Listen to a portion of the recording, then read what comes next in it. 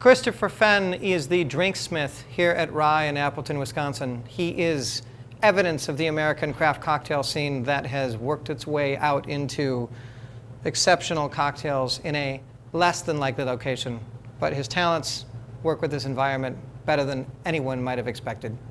It's Christopher Fenn and Chef Talk with Kyle Cherek here at Rye. Yeah. So how did you get into mixing drinks? You have all the trappings of the look of someone. Well, that was the afterthought. That was to fool people into thinking that what I was going to make them was actually going to be palatable.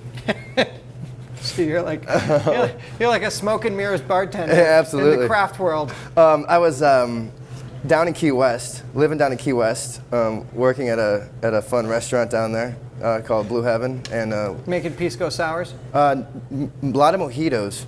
And I was waiting tables first, and then I saw that the bartenders were making more money and having a pretty nice time. Not having to run like crazy, but still like meeting having more a cap. girls, like everything. They had everything, right? That was part of it. I'm not gonna lie.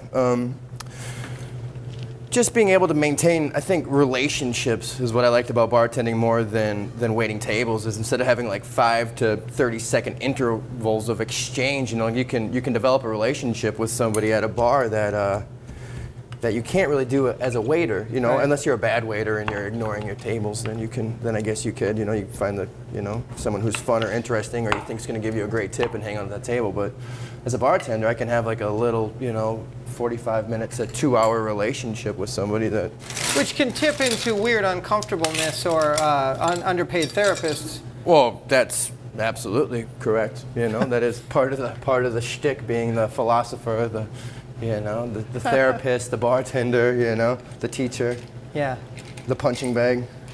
So the reason that I made this drink to begin with is because I put these boozy Manhattan drinks on the menu, and people don't buy them. But if I put like peach, vodka, then they fly off the shelves. In Wisconsin? It has to do with the approachability and the comfortableness of what people are used to drinking. And so if I say this tastes like a Jolly Rancher, then they'll want to buy it, right? But if I say this is a really boozy Manhattan style drink, then it doesn't fly off the shelf yet. This gentleman who just walked in and walked back out, right? He drinks the Red Hook, form of a Manhattan, classic Manhattan. He loves it. Like, opened up his world. Like, wow, this is it. Like, I never knew a drink could be like this. And so that's what we grab onto and hope that they, come back. And he does. He comes back all the time and gets it. He lives in Chicago. He lives in Chicago and comes up here and it's like, this is, the best He drink. drove up to have your drink? Well, not quite, but he stays at the hotel, which is nice, which gives me a lot of ability to be creative. Is because we're connected to the hotel, then folks can come in that are, I don't want to say more urbane, but more urbane. So you have a super capable chef. Yeah. Who puts out really strong food. You should be pairing with that. And a lot of people don't think of cocktails and food pairing. Although, to me, it always made sense because a chef contrives, and I mean that in a good way, a dish. And a cocktail maker assembles and contrives a dish. Like, do you feel pressure? Is that part of the deal? Is that part of the ethos here? No, it's just symbiotic. It's like I wanna compliment. That's his baby. He doesn't come to me and say this is like the food I'm going to make.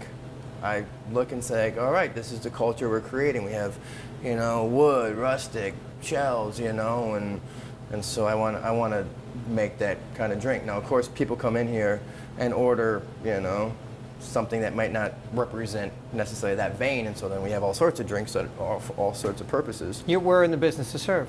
Correct. Yeah. I mean, that's what we're looking for, and a lot of whether it's wine or food or beer, right? You want that stages of how it's hitting your palate, whether it's the body and then the finish, lingering, make you want more or make you want less, depending on whether you like it or not, Well, that's any more of any of those would be overbearing and kind of stupid. Yeah. But in the right components. You got to balance it. Yeah. Right? I mean, just like food, just like anything in life, you got to balance it. You find the beauty in the balance.